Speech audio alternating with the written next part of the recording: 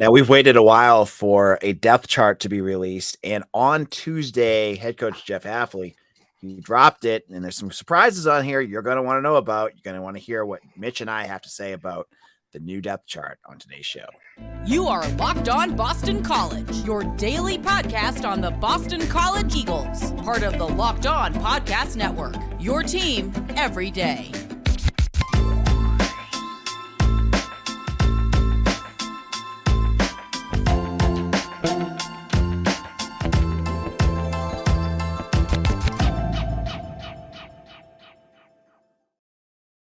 Hello and welcome. This is Locked On Boston College. I'm your host, AJ Black. I'm the editor and publisher of Eagle Insider, part of the 247 Network, and I'm the host of this show.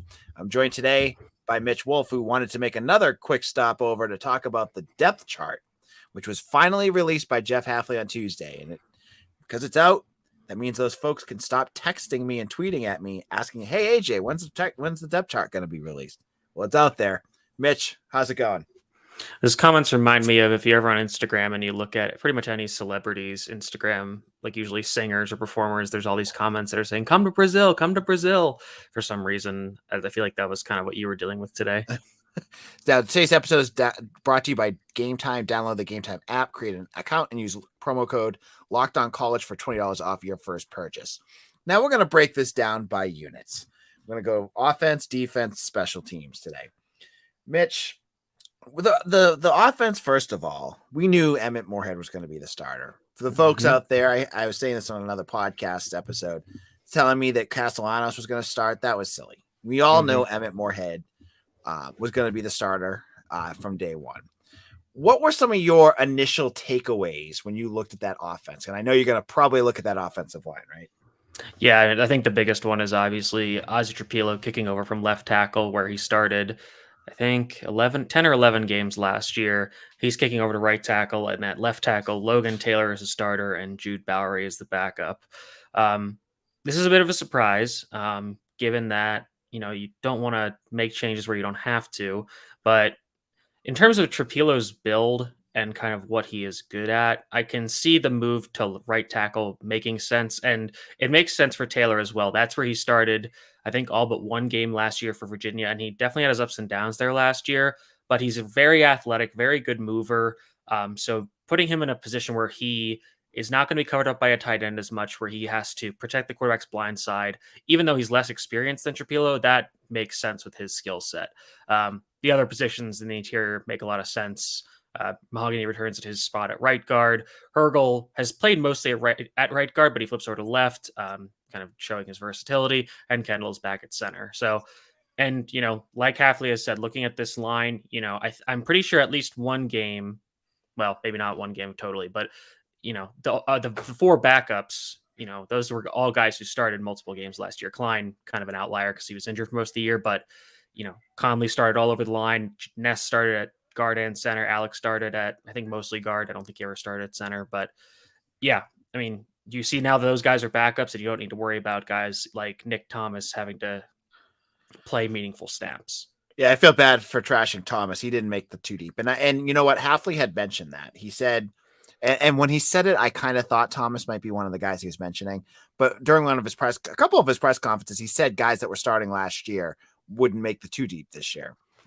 I mean, I think going into last year, he was probably thinking, well, even after some of the injuries, like, man, I really hope we don't have to play Nick Thomas because, I mean, again, no shade to him, but the guy was a walk-on who was a tight end in high school. So, he's not a guy that you really want to be out there playing meaningful snaps. So, I think even though obviously some of these guys are playing new positions, they have to build chemistry with each other. Just looking at this line, it just, kind of puts me at ease. It's like, okay, this line is just going to be significantly better than anything we saw last year.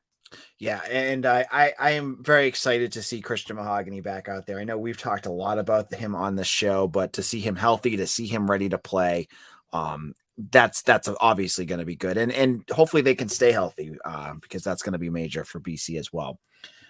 Mitch, any other thoughts on the offensive side? I have some thoughts too, if you want me to jump in. Yeah, sure. Let's hear yours.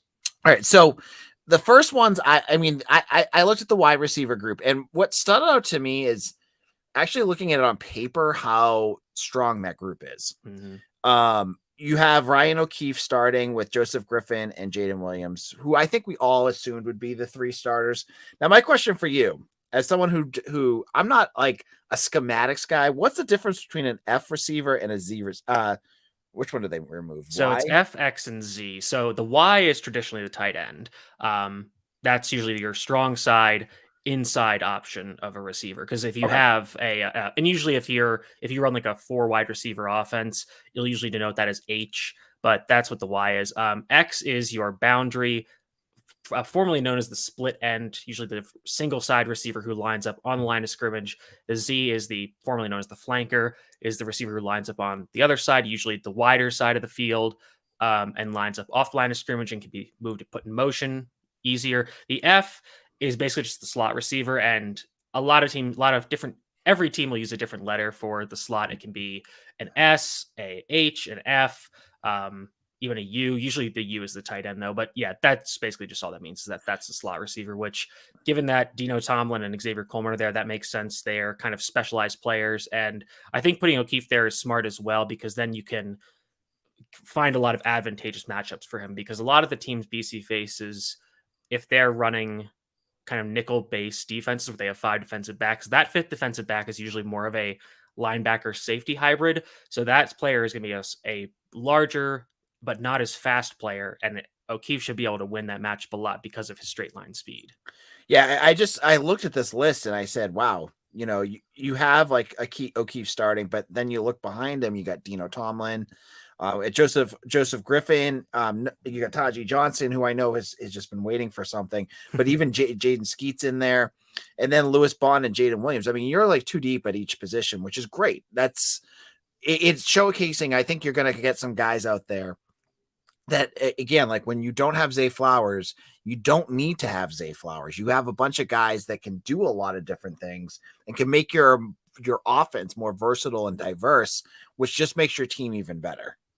Absolutely. And I'll say this, the aesthetic of wide receivers wearing 4, 2, and 0, that's going to look good enough field. You get 3 single digit wide receivers out there as your starters. I like the way that looks. Yeah.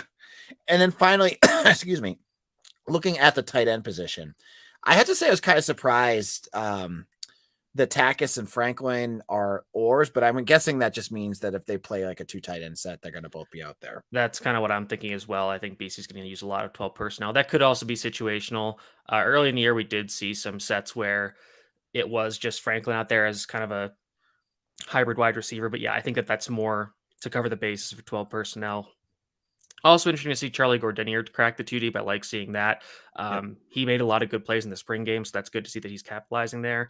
And just the running backs, Pat Garwo and Alex Broom are oars, and Cam Barfield and Kai Robichaud are oars. Interesting to see Barfield this high on the depth chart. I wasn't sure.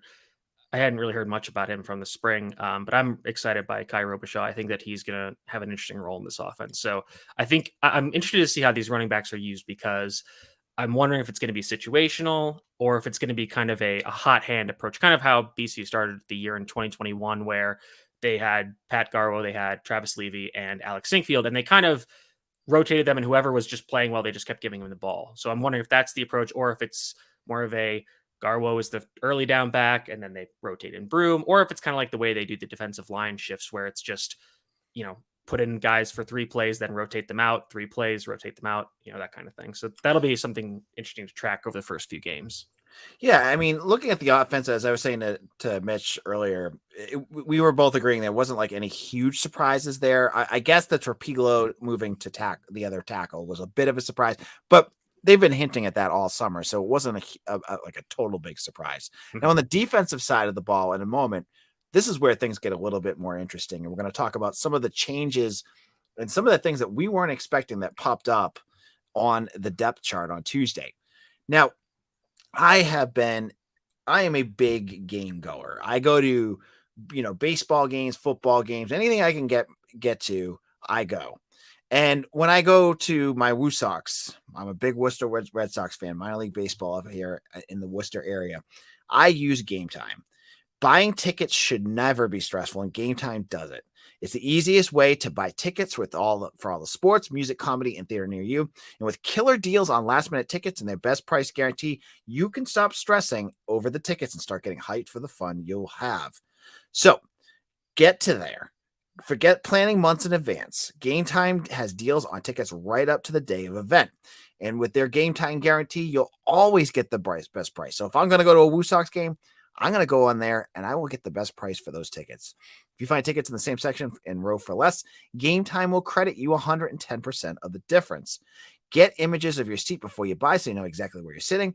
And just download the Gametime app. I'm telling you, folks, create an account and use promo code LOCKEDONCollege for $20 off your first purchase. Terms apply. Again, create an account and redeem code LOCKEDONCollege for $20 off. Download Gametime today. Last minute tickets, lowest priced guaranteed. All right. This is Locked On BC, and I am AJ Black. Head on over to Eagle Insider. Mitch has his thoughts for NIU. I'm going to have the visitors coming for this game, all the recruiting names you're going to want to know about, and we'll have all sorts of great analysis after the BC NIU game. And a lot of it might be VIP stuff. So if you want to get in on it, 50% off right now until kickoff.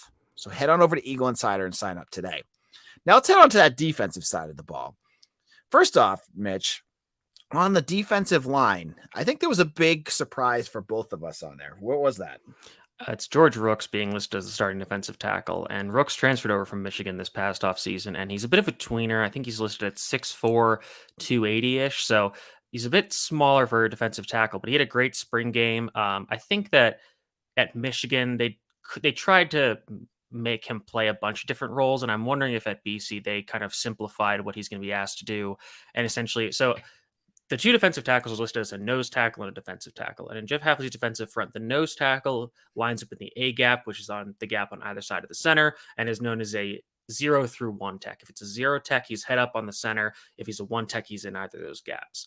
The other defensive tackle spot, just the defensive tackle, is known as a 3 tech. And that basically means you're lining up in the B gap, which is the gap between the guards and the tackles. And so George Rooks is going to play that 3 tech role. And usually that role is tasked with just shooting through the B gap, get in the backfield, and wreak havoc. And that's something that I think George Rooks can do really well.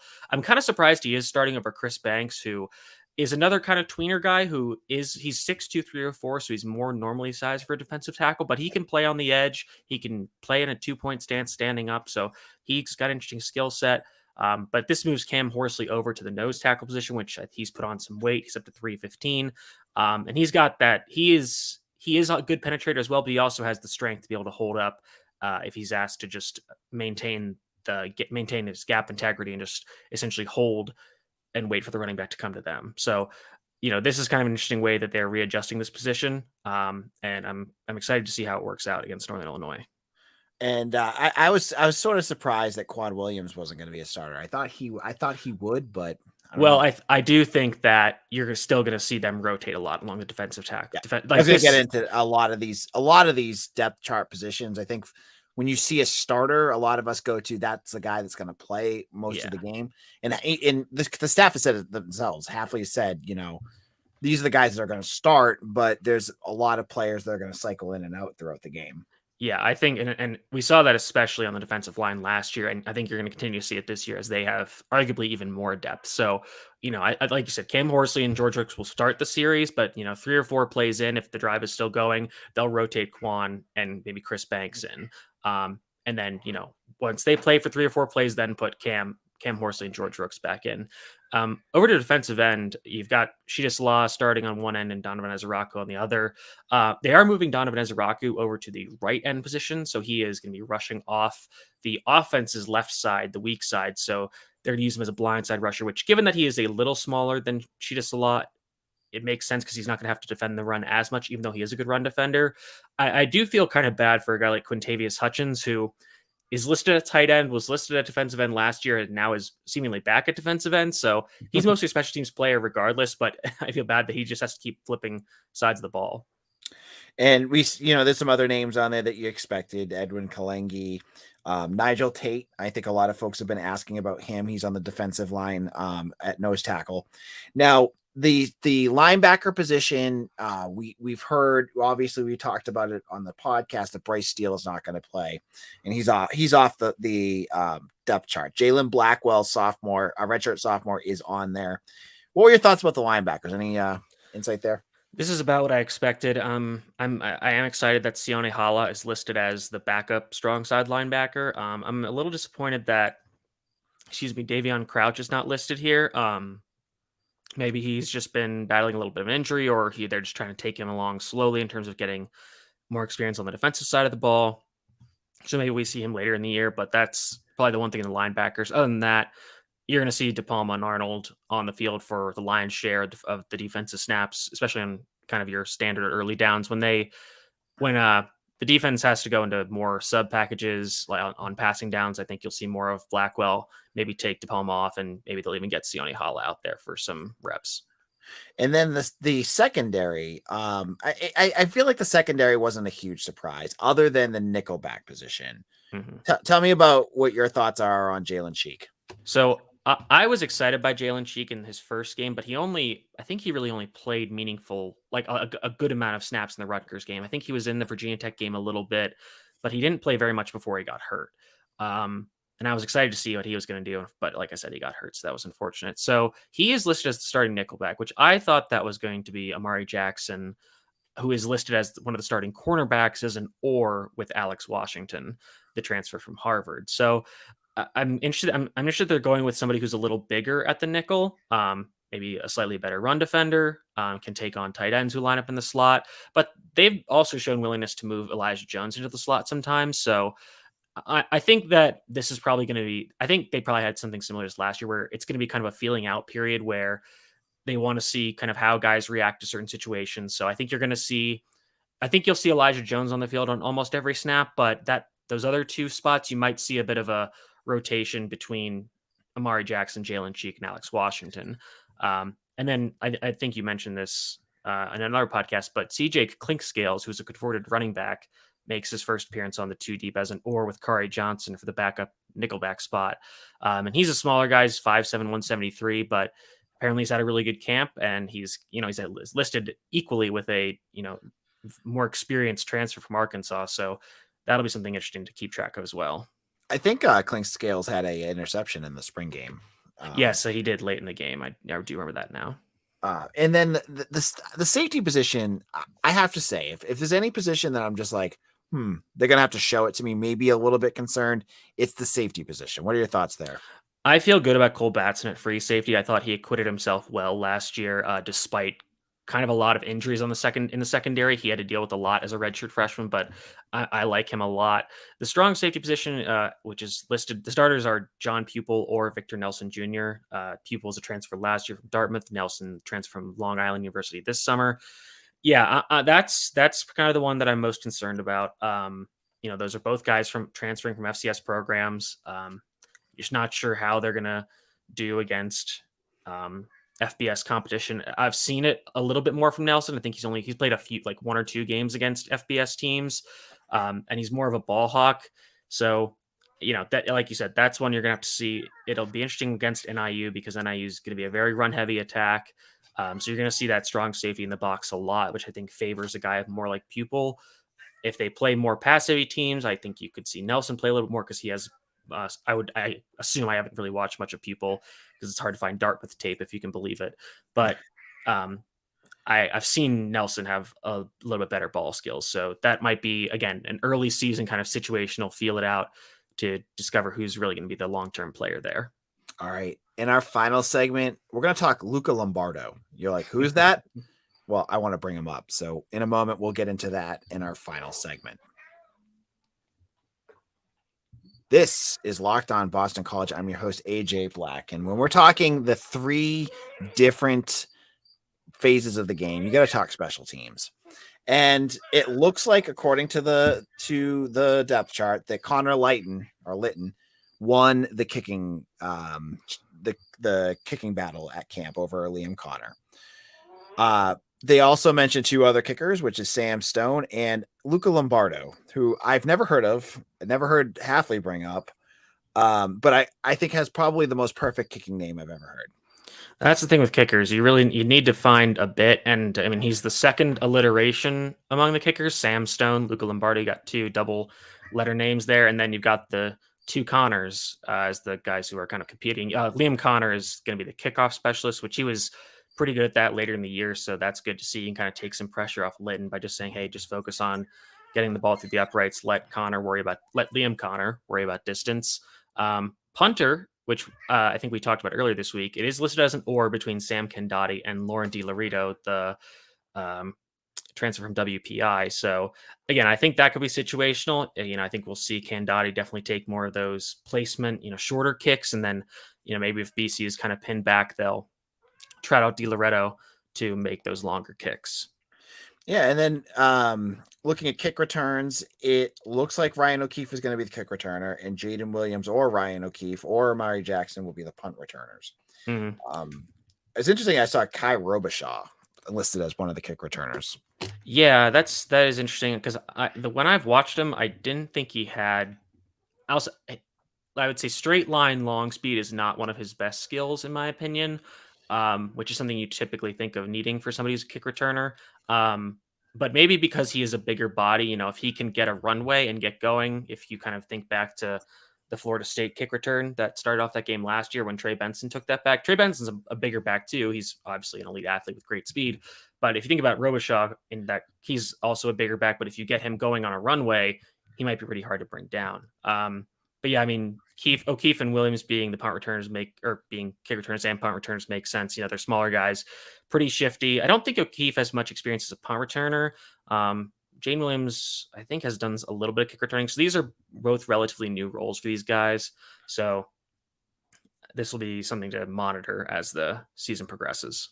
And that kind of wraps up. We're not going to get into long snappers and holders. Kendotti's going to be the holder, and Michael Wright or Jackson Gugney. I don't know. It's snappers. Unless you have thoughts on any of that. I like I said, special teams is definitely an area of non-expertise for me. So, I mean, Jackson Gugney, I know, is a former BC swimmer, and he walked on a football team and was originally defensive back, and apparently has taken up long snapping. So that's pretty cool. But yeah, that's it for me in terms of going over the depth chart. Yeah, and I mean, my final thought, and I'll let you have your final thought too.